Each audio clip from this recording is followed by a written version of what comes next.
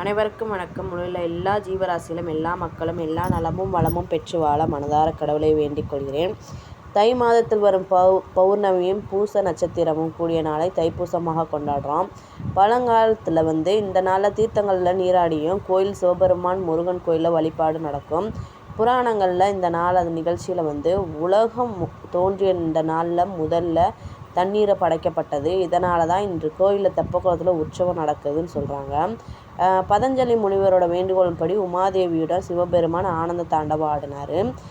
பழனி தண்டாயுதபாணி சுவாமிக்கு காவடி எடுத்து பாத யாத்திரை செய்யும் நேர்த்திக்கடனை செலுத்துகிறாங்க.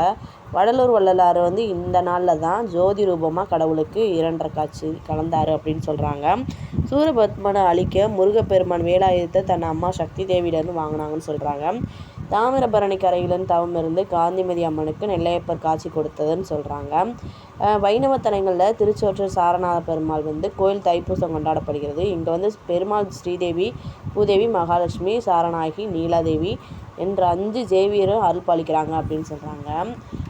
காவடி இன்றைக்கி காவடி எடுப்பாங்க. முருகப்பெருமானுக்கு படைக்கும் பொருள்களில் தோளில் சுமந்து ஆடி பாத யாத்திரை நேர்த்திக்கடன்லாம் செலுத்தி காவடி எடுப்பாங்க. இந்த நாளில் தான் இதை முதல்ல செலுத்தியவர் முருகன் அடியவரான இடும்பன் சொல்லுவாங்க. அந்த காவடியை செலுத்தினவர் இவர் தான் தோளில் 2 பக்கமும் இருமலையில் கட்டி சுமந்து வழிபட்டார்.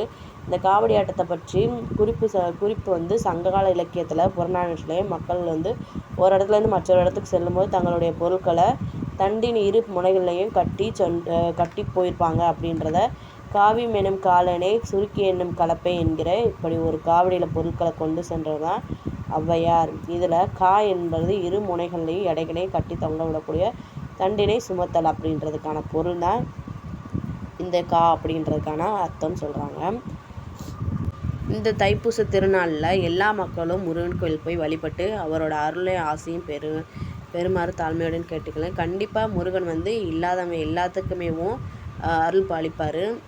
அதாவது எல்லா வரமும் நம்ம கேட்ட நல்ல வரங்கள் எல்லாத்தையுமே கண்டிப்பாக மக்கள் எல்லாருக்கும் கொடுத்து உதவணும் அப்படின்றது என்னோட மனதார ஒரு வேண்டுகோள் முருகன்கிட்ட வைக்கிறேன். நன்றி, வணக்கம்.